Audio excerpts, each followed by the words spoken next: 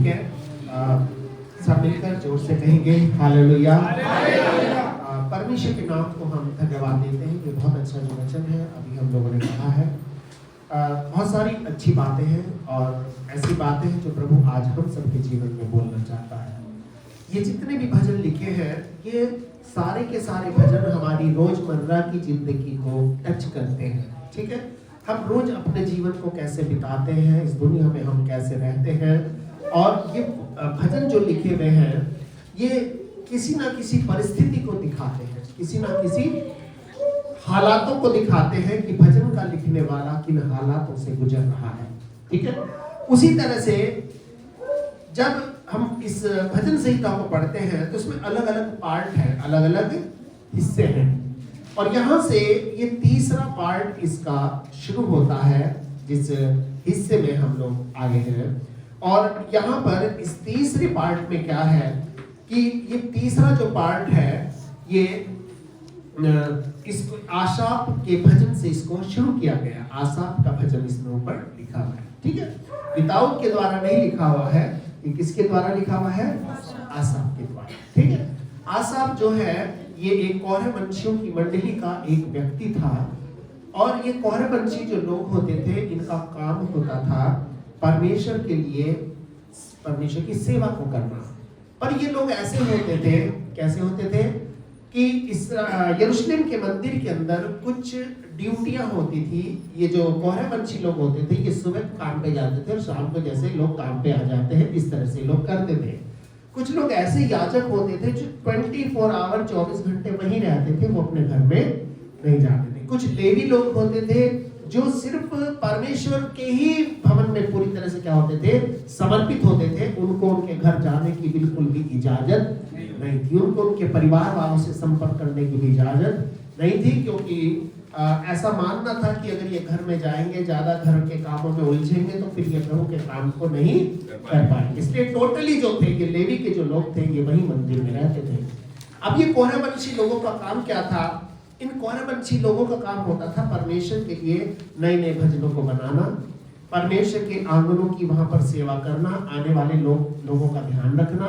ठीक है, जैसे हम लोग बोलते वॉलंटियर्स जिसको बोलते हैं। ठीक है, तो ये लोग क्या करते थे? परमेश्वर के लिए भजनों को बनाते थे और वॉलंटरी ये लोग काम करते थे। जैसे कहीं पर कोई मीटिंग होती है तो वहाँ पर कुछ वॉलंटियर होते हैं जो ध्यान रखते हैं, है ना भाई, लोगों की चप्पलों का ध्यान रखना, ठीक है, लोगों को पानी वानी का इंतजाम का ध्यान रखना, अलग अलग चीजों का ध्यान रखना। तो ये जो आसाफ था, चूंकि पब्लिक से रिलेटेड व्यक्ति था, है ना, ये किससे संबंध रखता था? पब्लिक डीलिंग करता था। पब्लिक डीलिंग समझते हो? और बहुत सारे डिपार्टमेंट्स में, आज चाहे वो गवर्नमेंट डिपार्टमेंट हो, चाहे वो कोई भी डिपार्टमेंट हो, ऐसा हर व्यक्ति जो पब्लिक डीलिंग करता है, यानी कि रोज कम से कम 100, 200, 500 लोगों से मिलता है, उसकी जो मेंटल स्टेट होती है, उसकी जो दिमाग जो होता है वो थोड़ा सा खराब होता है। खराब का मतलब कि वो चिड़चिड़ा सा होता है। आपने देखा होगा, अगर आप हॉस्पिटल में जिसमें भीड़ भाड़ रहती है, किसी नर्स से, किसी डॉक्टर से अगर एक चीज को दोबारा पूछ लेंगे वो चिड़ सा जाएगा। समझ रहे हो ना? चिड़ क्यों जाएगा? क्योंकि वो मेंटली क्या है? डिस्टर्ब है, क्योंकि वो बहुत सारी चीजों को देख रहा है। ठीक है, और इसलिए यहां पर भी ये एक व्यक्ति है जो आसाफ है, ये इस पूरे भजन के अंदर क्या कर रहा है कि लोगों को देख रहा है। किसको देख रहा है? लोगों को देख रहा है।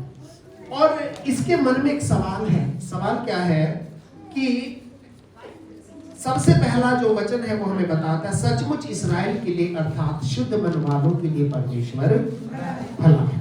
ठीक है, ये बात कहता है, इस भजन के शुरू में भी कहता है।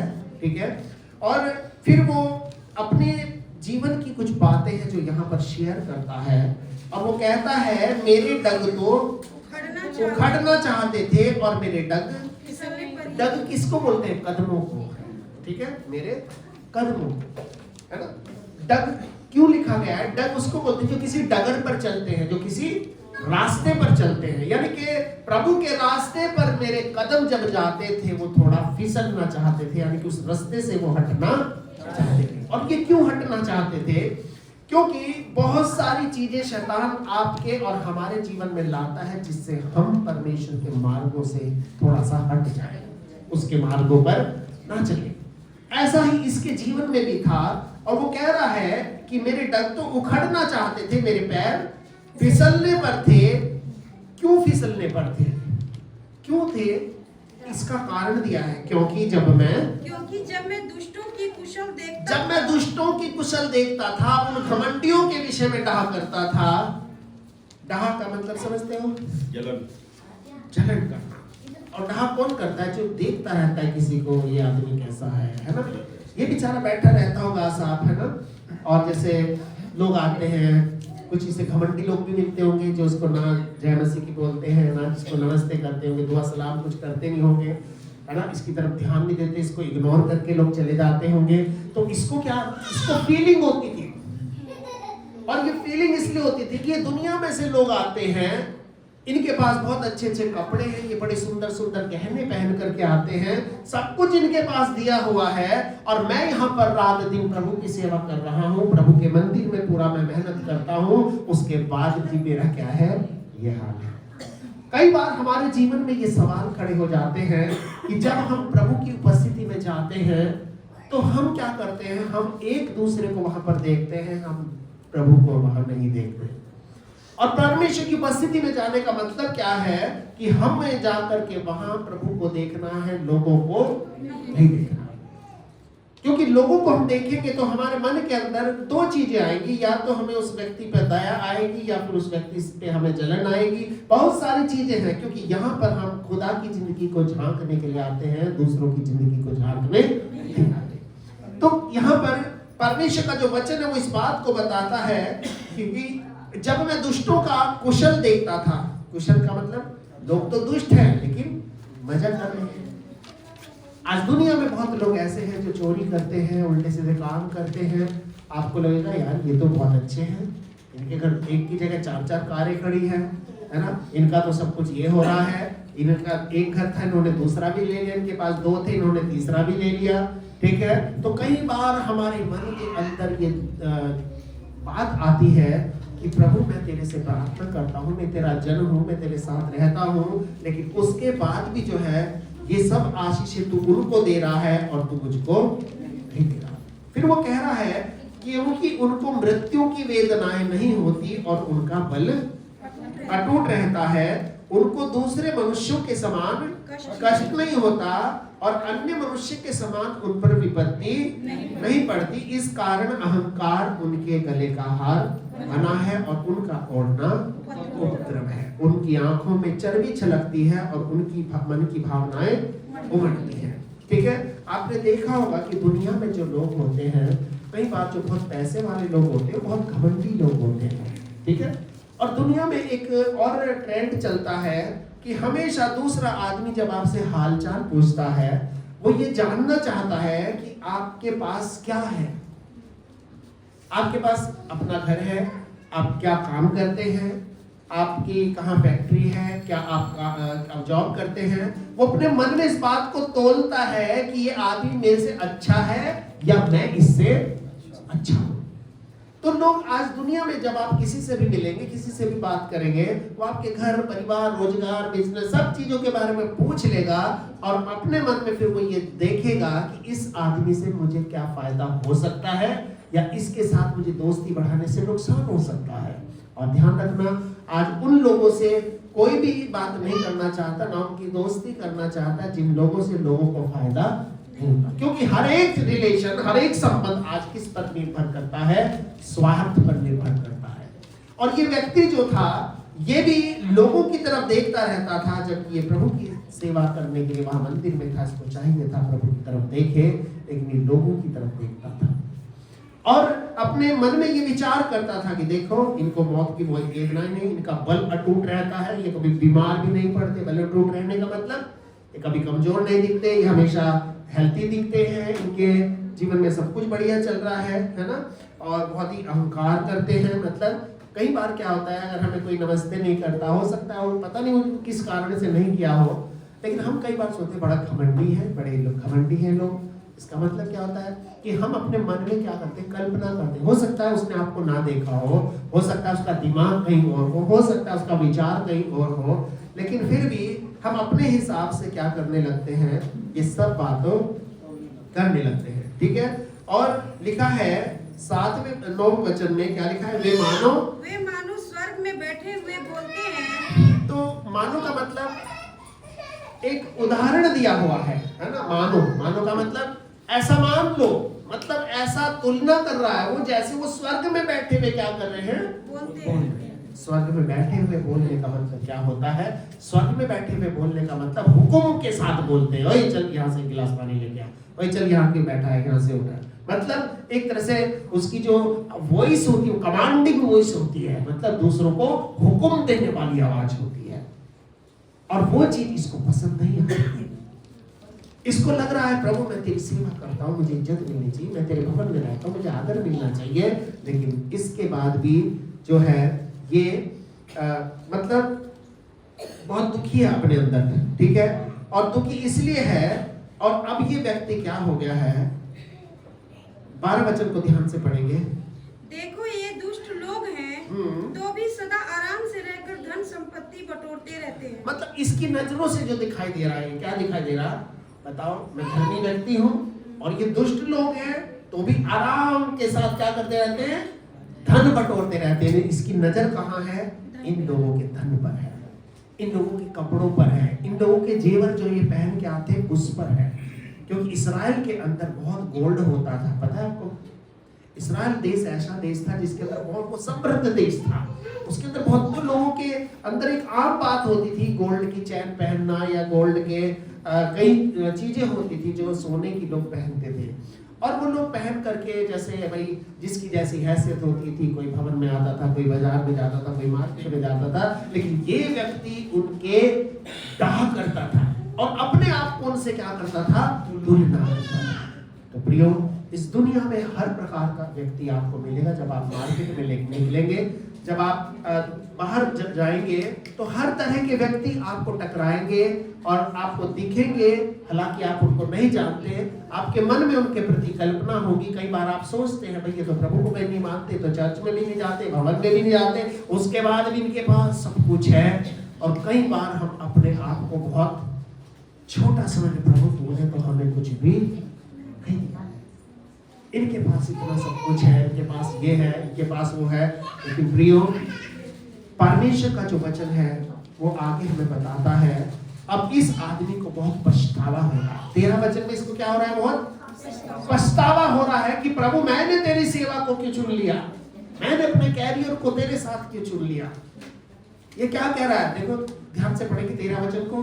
हाँ, निश्चय मैंने अपने हृदय को व्यर्थ शुद्ध किया। निश्चय का मतलब ये बात तो भैया पक्की हो गई कि मैंने बेकार में अपने हृदय को क्या किया, शुद्ध किया। और अपने हाथों को निर्दोषता में धोया है। और अपने हाथों से कभी भी कोई दोष लगाने वाला किसी ऐसा काम मैंने नहीं किया। हाँ आगे, क्योंकि मैं दिन भर मार खाता आया हूँ कि मेरी तो हमेशा मुसीबतें मेरे जीवन में आती चली जाती हैं। हाँ, और प्रति भोर को मेरी ताड़ना होती है। और रोज प्रति भोर को मेरी क्या होती है, ताड़ना होती है। कि जब ये जाता है वो चार वो गिलास मार रखना, वो कुर्सी उठा के मार रखनी, यहाँ पे ठीक से झाड़ू लगानी, यहाँ पे पर्दे को ठीक करना, यहाँ पे ये काम करना। इसको रोज क्या मिलती थी, डांट मिलती थी।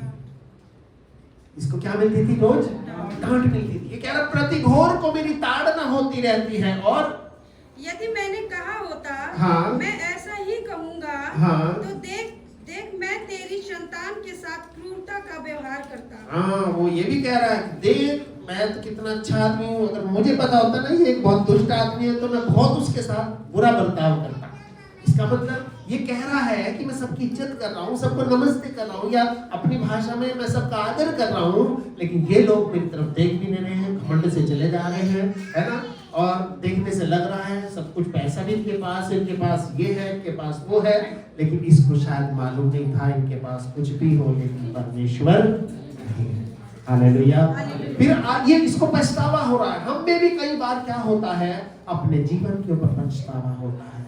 कई बार हम सोचते हैं प्रभु ये दुष्ट लोग हैं, देखो इनके पास कितनी गाड़ियां हैं, कितना पैसा है, इनके पास कितने प्लॉट है, कितने मकान है। हम इस बात को सोचते हैं। और जब हम इस बात को सोचते हैं, हम इस बात को नहीं सोचते कि उनके पास कुछ भी हो लेकिन उनके पास परमेश्वर नहीं है। हालेलुया। क्योंकि परमेश्वर आपको वो सब कुछ देने की हिम्मत रखता है, सामर्थ्य रखता है, शक्ति रखता है, पर उसके साथ एक शर्त पर प्रभु रखता है, वो चीज आपको देगा जिस चीज को लेकर के आप और भी ज्यादा प्रभु के साथ बढ़ो। कुछ लोगों को परमेश्वर इसलिए नहीं देता क्योंकि उसको मालूम है कि आज ये थोड़ा सा ऐसा है तो आ रहा है, लेकिन उसके बाद सब कुछ दे दिया तो फिर ये यहाँ दिखाई देने वाला भी। तो इसीलिए परमेश्वर आपको कभी भी वो चीज नहीं देगा जिस चीज को लेकर आप प्रभु से दूर हो जाओ। परमेश्वर हमेशा आपको उस चीज को देगा जिस चीज को लेकर आप वहीं पर रहो जहां हो। कुछ लोग ऐसे होते हैं जिनके पास थोड़ा सा पैसा आ जाता है, फिर वो आदमी को आदमी नहीं समझते, फिर वो अपनी बड़ाई करते हैं। आप किससे मिलने जाओगे, आजकल रिश्तेदार भी ऐसे होते हैं। देखो जी, पिछले दिन हमने ये प्लॉट भी ले लिया है ना, पिछले दिन हमने ये काम भी कर लिया, पिछले दिनों हमारी ये भी हो गया, पिछले दिनों हमारा ये भी हो गया। वो अपना बखान उसके आगे कर दे ताकि दूसरे को बहुत इन्फीरियर लगे, यार देखो मैं जिंदगी में शायद कुछ नहीं कर पाया और इस आदमी ने कितना ज्यादा कर लिया। तो प्रियो, यहाँ प्रभु का जो वचन है अब यहाँ पर कह रहा है 16 वचन में वो कह रहा है, मैं सोचने लगा कि मैं इसे कैसे समझूं। इसका मतलब ये सारी बातें इसकी समझ में नहीं आ रही है। कई बार जो चीज हम देखते हैं असलियत में वो कुछ और होती है और हम उन्हें बस इतना फर्क होता है समझ नहीं पाते। कई बार हम दूसरों को देखते हैं, इसकी तो भाई बड़ी बड़ी इंडस्ट्री चल रही है। कई बार हम लोग बैंकों को देखते हैं, कितने बड़े बड़े बैंक है, लोग इतने की गड्डियां वहां पर जमा कर रहे हैं, लेकिन एक समय आया ये सारे के सारे बैंक बर्बाद हो गए थे। फिर इन सारे के सारे बैंकों को 2-2, 3-3 को मिला के एक जगह बैठाना पड़ा। लो भाई, तुम्हारी गड्डी वो छीन के ले गया, कोई बात नहीं, तुम्हारा भी वो छीन के ले गया, कोई बात नहीं, तुम 3 लोग एक बन जाओ। इसलिए 27 बैंकों को मर्ज करके कितने बैंक बना दिए, करीब 10 बैंक बनाए।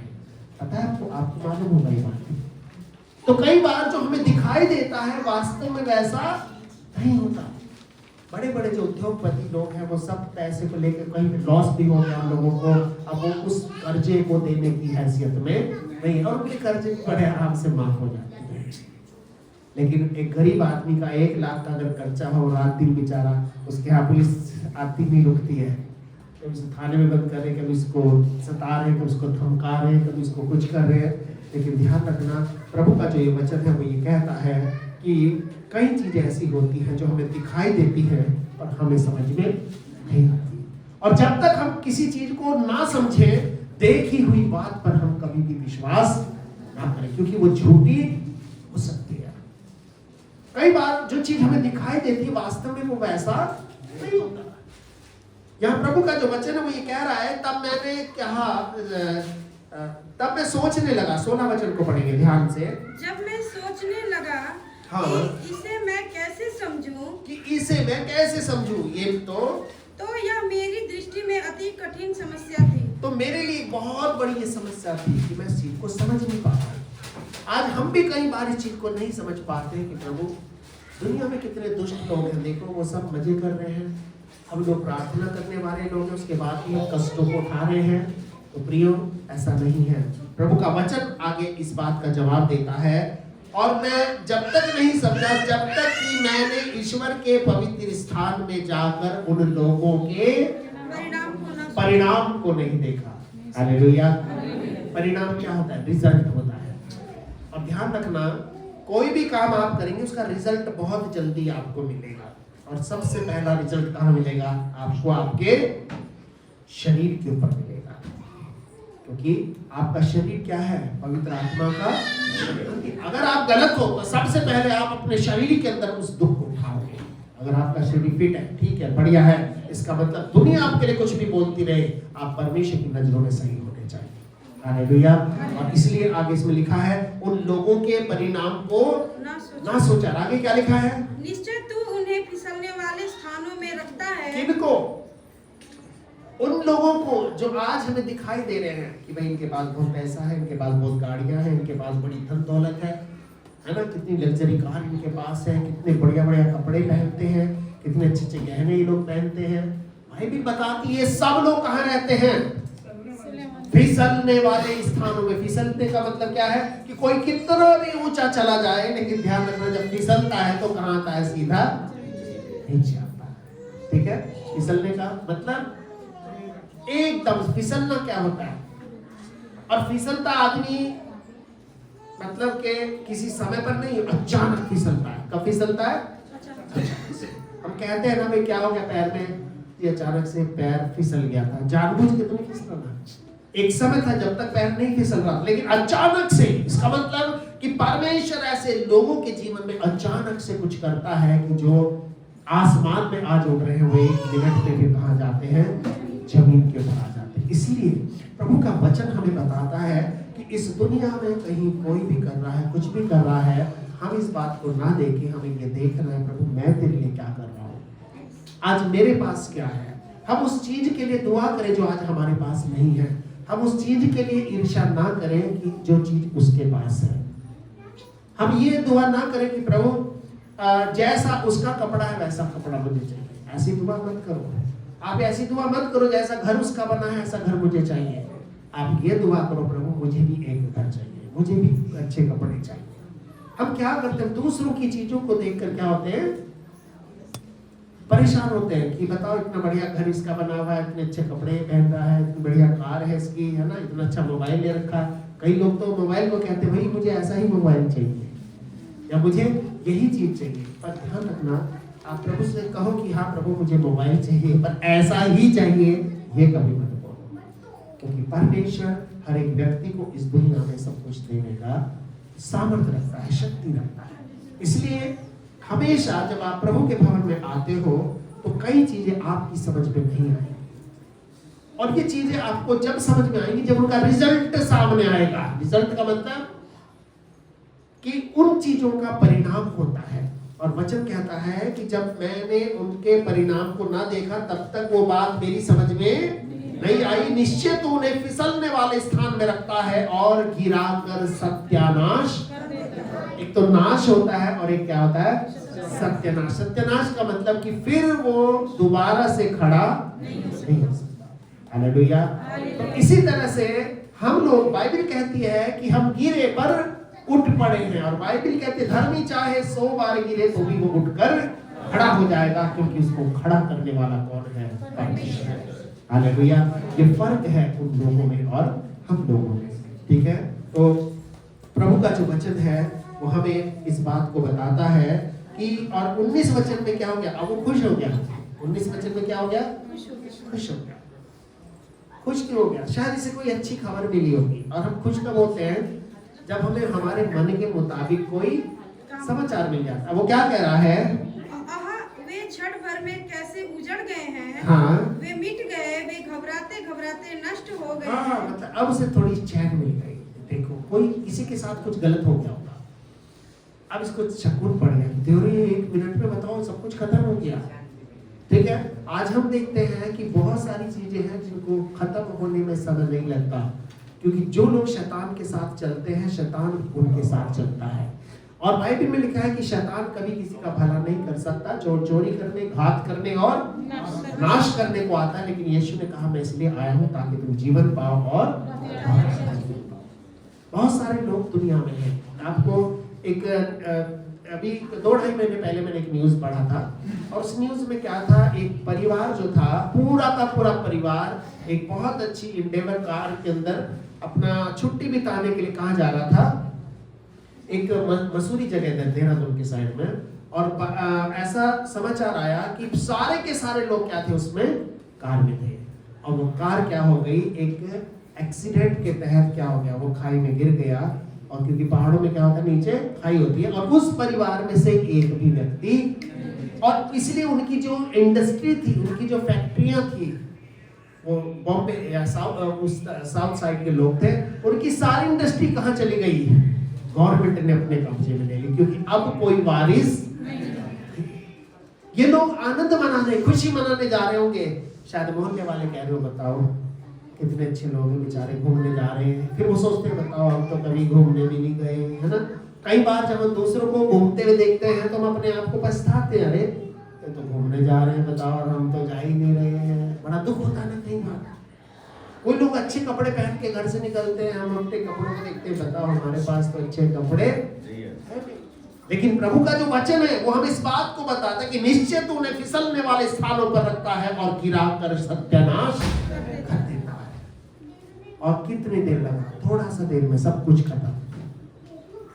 और उनका जो भी कुछ था, क्योंकि जितने भी लोग थे फैमिली के, सब उसी में थे, और सब क्या हो गए, खत्म हो गए। छोटा उनका परिवार था, 2 बेटे थे और कुछ मियां बीवी थे, सब क्या हो गए, खत्म हो गए। इसका मतलब क्या है कि आज जो हम देख रहे हैं उसे हमें समझना पड़ेगा। और समझे हम कब, जब हम धीरे धीरे प्रभु के साथ अपने जीवन को बिताएंगे तो ये सब चीजें हमें समझ में आएंगी। और ये कब समझ में आया, इसको कब समझ में आया, 17 वचन को पढ़ेंगे, कब समझ में आया, जब तक कि मैंने ईश्वर के पवित्र स्थान में जाकर उन लोगों के परिणाम को न समझा। जब ये परमेश्वर के पवित्र स्थान में गया और उनके परिणाम को न देखा। ठीक है, कोई भी व्यक्ति कुछ भी गलत करता है, उसका परिणाम बहुत जल्दी आज के समय में उसको मिल जाता है, बहुत जल्दी मिल जाता है। इसलिए हम इस बात को ध्यान रखेंगे कि परमेश्वर वास्तव में बहुत महान परमेश्वर है। और 21 वचन में अब वो अपनी गलती मानता है। क्या कह रहा है वो, हाँ। मेरा मन तो कड़वा हो गया था, हाँ। मेरा अंतःकरण छिद गया था। मतलब मेरा मन अंदर से क्या हो गया, कड़वा, कड़वाहट से भर गया था। क्यों भर गया था, क्योंकि मैं उनके लिए अच्छा देखता था, लेकिन अपने आप पर मुझे दया आती थी। बताओ, मैं इतना मेहनत कर रहा हूँ, सुबह से शाम तक लोगों की गालियां खाता हूँ, लोगों की डांट सुनता हूँ, उसके बावजूद भी जो है मैं आज इस हालत में हूँ। और ये लोग कुछ नहीं करते, कि सब मजे करते रहते हैं, इनके पास पैसा सब कुछ है, इनके पास ये है। और वो कह रहा है ये सारी बातें क्या करती है, इसके मन को क्या कर दिया, कड़वा कर दिया, कड़वाहट इसके अंदर आ गई। ठीक है, तो इसी तरह से ध्यान रखें, दूसरों को देखकर हम अपने मन के अंदर कभी भी कड़वाहट को नहीं लाना है। और आगे लिखा है, और उसका अंतःकरण क्या हो गया, छिद गया, क्योंकि ये दिल से प्रभु की सेवा करता था। और ये करता था, ये एक्सपेक्ट करता था कि प्रभु मुझे बढ़ा। जरूरी नहीं है कि प्रभु आपको बहुत पैसा ही देगा, आपको परमेश्वर ने जिस उद्देश्य से, जिस मकसद से चुनकर अपने पास बुलाया है, वो सारी चीजें प्रभु आपके जीवन में देगा। पर आपके मन को, विचारों को देखेगा। प्रभु को मालूम है कि हमें कितना, कब और किस समय देना है। ठीक है, प्रभु को मालूम है, क्योंकि बाइबल में लिखा है भजन संहिता 84 अध्याय के 11 वचन में कि यहोवा परमेश्वर सूर्य और ढाल है, यहोवा अनुग्रह करेगा और महिमा देगा। और जो लोग खरी चाल चलते हैं उनसे वो कोई भी अच्छा पदार्थ रख नहीं छोड़ेगा। यानी कि हर चीज उनको देने के लिए क्या है, वो तैयार है। परमेश्वर आपको सब कुछ देने के लिए तैयार है, पर क्या आज वो सब चीजें आप लेने के लिए तैयार हैं? आपको भी अपने को क्या करना है, तैयार करना। आपके घर में दूध देने वाला अगर आता है तो आपको उसके लिए बर्तन को तैयार करके पहले से रखना है, क्योंकि जो खराब बर्तन में अगर आप दूध लोगे तो वो दूध ना तो आपके काम का रहेगा, ना वो किसी काम के रहेगा। इसलिए ध्यान रखना, परमेश्वर के लिए हम सब लोग क्या करें, अपने आप को हमेशा तैयार रखें। और 22 वचन में कह रहा है, मैं तो पशु शरीखा था, हाँ। और समझता न था, मैं तेरे संग रहकर भी पशु बन गया। मैं तेरे संग रहता तो था, लेकिन कैसा था, पशु बन गया था। और पशु क्यों बन गया, पशु क्या काम करता है?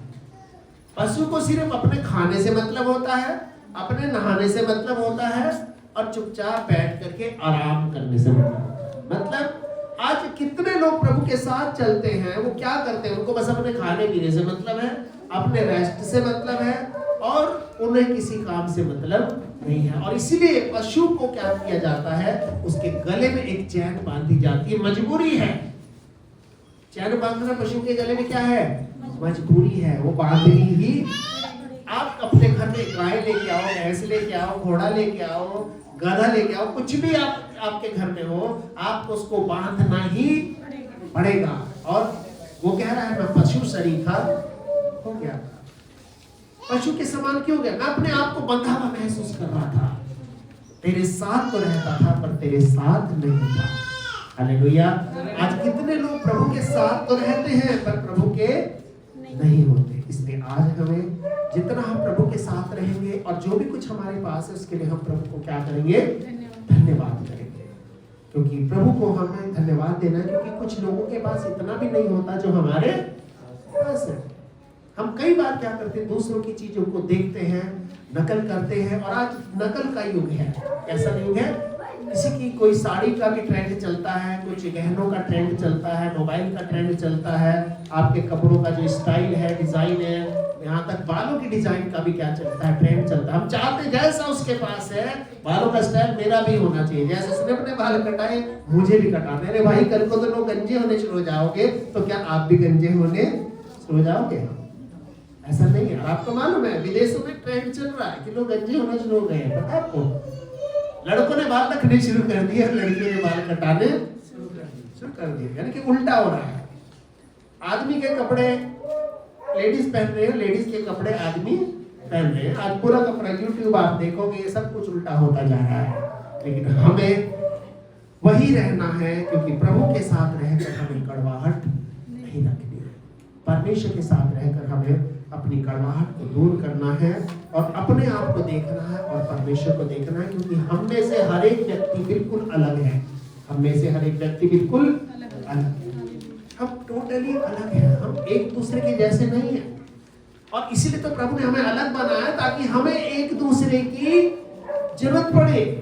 हमें एक दूसरे की क्या पड़े?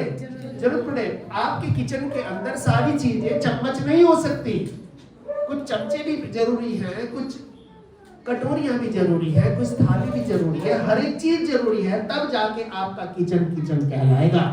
उसी तरह से आपका जीवन, आपकी कलीसिया, इनमें सभी लोग क्या है, अलग अलग प्रकार के लोग हैं, और जो जैसा है वैसा ही हमें उसको क्या करना है, एक्सेप्ट करना है, क्योंकि वो हमारी वजह से नहीं ऐसा है, वो परमेश्वर की वजह से ऐसा है। हालेलुया। और इसलिए प्रभु का वचन हमें बताता है इसमें कि मैं तेरे संग रहकर भी कैसा हो गया था, पशु बन गया था। साथ तो तेरे रहता था, लेकिन जानवरों वाले काम कर रहा था, क्योंकि समझता नहीं था। और जानवर को कैसे चला जाता है पता है? उसको मार के चला जाता है, चल इधर को जा, चल इधर को जा, चल इधर को जा, यहाँ खड़ा रहे, यहाँ बैठ जा, क्योंकि जानवर को क्या किया जाता है, कंट्रोल किया जाता है। और आगे वो कहता है क्या, तो भी मैं निरंतर तेरे ही संग था। हाँ, एक बात मैंने अच्छी करी प्रभु, मैं तुझे छोड़कर, कड़वाहट मेरे मन में आती रही, ठीक है, मुझे लोगों से ईर्ष्या होती रही तो भी ठीक है, लेकिन मैं तुझे छोड़कर नहीं गया, मैं निरंतर तेरे ही संग था। आगे, तूने मेरे दाहिने हाथ को पकड़ रखा, यानी कि तूने उस समय भी मेरे दाहिने हाथ को पकड़ रखा था। ऐसा ना हो मन में कड़वाहट भी आ गई, अंतःकरण भी छिद गया, ऐसे में मुझे छोड़ के चला जाए। हालेलुया। क्योंकि प्रभु जब किसी को पकड़ता है तो वो कभी उसको छोड़ने नहीं देता, क्योंकि परमेश्वर आपके साथ एक लॉन्ग लास्टिंग रिलेशन बनाता है, एक ऐसा संबंध बनाता है जो कभी भी खत्म नहीं होता। और ये संबंध ना सिर्फ एक जमीन तक आपका चलेगा, पर आने वाली दुनिया में भी वो अनंत जीवन देने वाला परमेश्वर अनंत काल तक जो है वो आपके साथ में रहेगा। क्योंकि आपका और परमेश्वर का जो संबंध है वो आज का नहीं है। बाइबल बताती है इफिसियों के 1 अध्याय के 4 वचन में कि उसने हमें जगत की उत्पत्ति से पहले चुन लिया है। He has chosen us before the creation of this world। इस पूरी दुनिया की बनाए जाने से पहले उसने हमें चुन लिया। इसका मतलब हमारी आत्माएं आज की नहीं है, हमारी आत्माएं बहुत पहले की है, पर आज अपने अपने शरीर को लेकर के हम यहाँ पर बैठे हैं। हमारी आत्मा, हमारी सोच, हमारा स्वभाव, हमारे विचार, प्रभु को मालूम है कि कौन से व्यक्ति को किस घर के अंदर भेजना है, किस व्यक्ति को किसके साथ सेट करके उनको एक परिवार बनाना है। प्रभु को मालूम है किस व्यक्ति को कब किससे मिलाना है। ये किसके हाथ में है? परमेश्वर के हाथ में है। और ध्यान रखना, आज हम जहाँ हैं, जैसे हैं, जिस हालत में हैं, हमें उसमें प्रभु को धन्यवाद करना है, क्योंकि इस दुनिया में हम अपनी मर्जी से नहीं हैं, परमेश्वर की मर्जी से। हालेलुया। और आगे इस वचन के अंदर आखिरी वचन को थोड़ा सा पढ़ेंगे। परंतु परमेश्वर के समीप रहना, हाँ, यही मेरे लिए भला है। हाँ, मैंने प्रभु यहोवा को अपना शरण स्थान माना है, हाँ, जिससे मैं तेरे सब कामों का वर्णन करूं। हाँ। अच्छा, इससे पहले एक वचन है 27 वचन, क्या लिखा है इसमें? जो तुझसे दूर रहते हैं वे नष्ट होंगे। हाँ। जो कोई तेरे विरुद्ध व्यभिचार करता है, हाँ। क्योंकि तू उसका विनाश करता जो है। तेरे विरुद्ध व्यभिचार करता है, यानी कि जो तुझे छोड़कर और चीजों में लग जाता है, वो व्यक्ति क्या होगा? नष्ट होगा। ठीक है। तो परमेश्वर के साथ अगर हम रहते हैं तो हमें प्रभु के साथ ही रहना है, परंतु परमेश्वर के समीप रहना यही मेरे लिए। हालेलुया। तो आज आपको और मुझको हर एक परिस्थिति चाहे कैसी भी क्यों ना हो, हमें अपने परमेश्वर के करीब रहना है, उसके पास में रहना है। और उसका वचन कहता है कि वो परमेश्वर उसके दाहिने हाथ में सुख सर्वदा बना रहता है। हालेलुया। क्योंकि हम यीशु मसीह कहाँ बैठा है? परमेश्वर के। और हम कहाँ बैठे हैं? हम कहाँ बैठे हैं? बाइबल में लिखा है कि जब हम प्रभु की स्तुति करते, आराधना करते हैं, तो प्रभु का सिंहासन उतरकर हमारे बीच में आता है और हम भी प्रभु के दाहिनी ओर बैठते हैं। हालेलुया। और वो कह रहा है, उसने मेरे कौन से हाथ को पकड़ रखा था? कौन से हाथ को पकड़ रखा था? बाएं को क्यों नहीं पकड़ा? दाएं को इसलिए पकड़ा क्योंकि प्रभु हमेशा हमें सही हाथ से पकड़ता है। हालेलुया। जब आप हाथ मिलाते हैं तो कौन सा हाथ मिलाते हैं? दाहिना हाथ, राइट हैंड मिलाते हैं। ठीक है। और ये दाहिना हाथ क्या होता है? जब एक शादी हम लोग पढ़ते हैं, मैं जैसे पास्टर हूँ, कोई शादी पढ़ते हैं तो लड़की जो खड़ी होती है, लड़के के कौन से हाथ की तरफ खड़ी होती है? बाएं की तरफ, दाहिने हाथ की तरफ। क्यों? राइट हैंड जो है वो एक अधिकार को दिखाता है, और राइट हैंड जो है वो एक संगति को दिखाता है जो हमारे परमेश्वर के साथ में होती है। क्योंकि जब हम प्रभु की स्तुति करते हैं, भजन संहिता 122 में लिखा है कि तू जो इस्राएल की स्तुति के सिंहासन पर क्या है? विराजमान है, तू तो पवित्र है। तो जब हम प्रभु की स्तुति करते हैं तो हम परमेश्वर के राइट हैंड बैठ जाते हैं, और उसके बाएं हाथ में क्या है? आपको पता है परमेश्वर के बाएं हाथ में क्या है? परमेश्वर के बाएं हाथ में आपके लिए सुरक्षा है, क्योंकि यहोवा हमारी क्या है? ढाल है। वो ढाल इसलिए है कि वो दाहिने हाथ में आपको रखता है, बाएं हाथ में वो शत्रु के वार को रोकने के लिए आपके लिए सुरक्षा। हम भजन भी गाते हैं ना, तेरा लहू ढाल और सबकी पनाह और मजबूत। परमेश्वर का हाथ छोटा, बाइबल में लिखा है कि परमेश्वर का हाथ इतना छोटा नहीं हो गया कि वो क्या ना कर सके, छू न सके। परमेश्वर का हाथ इतना छोटा नहीं हो गया कि वो आपका मेरा उद्धार ना कर सके। इसका मतलब परमेश्वर का हाथ बहुत बड़ा है। ठीक है। और इसलिए हम इस बात को ध्यान रखें। वचन कहता है कि 26 वचन ध्यान से पढ़ेंगे, क्या लिखा है? मेरे हृदय और मेरे एक मिनट, हृदय 25 वचन। हाँ। स्वर्ग में मेरा और कौन है? कि प्रभु जब दुनिया को मैं छोड़ जाऊंगा तो उस आसमान में मेरा और कौन है? हाँ, आगे। तेरे संग रहते हुए मैं पृथ्वी पर और कुछ भी नहीं चाहता। अब इसको अकल आ गई है कि प्रभु इस पृथ्वी पर मैं सिर्फ तेरे अलावा और कुछ नहीं चाहता। मुझे किसी के अच्छे कपड़े नहीं देखने, मुझे किसी के गहनों का लालच नहीं, मुझे किसी की कहीं और जो सुख समृद्धि है उसका लालच नहीं, बस तेरे सिवा इस पृथ्वी पर मैं और कुछ, क्या लिखा है? नहीं चाहता। इसलिए दाऊद भी अपने भजन में कहता है, यहोवा मेरा चरवाहा है, मुझे कुछ घटी। लेकिन जो ओरिजिनल बाइबल है उसमें लिखा है कि यहोवा मेरा चरवाहा है और मुझे अब कुछ नहीं चाहिए। हालेलुया।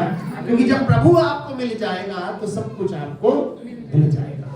और ध्यान रखना, अगर आप ये सोचेंगे मुझे ये भी मिल जाए, मुझे वो भी मिल जाए, तो आप फिर परेशान होंगे, क्योंकि आपका ध्यान कहाँ जाएगा? उन चीजों में जाएगा। आपका ध्यान कहाँ जाना चाहिए? परमेश्वर की उपस्थिति में जाना चाहिए, क्योंकि ये साफ कह रहा है जो तुझसे दूर रहते हैं वो नष्ट होंगे।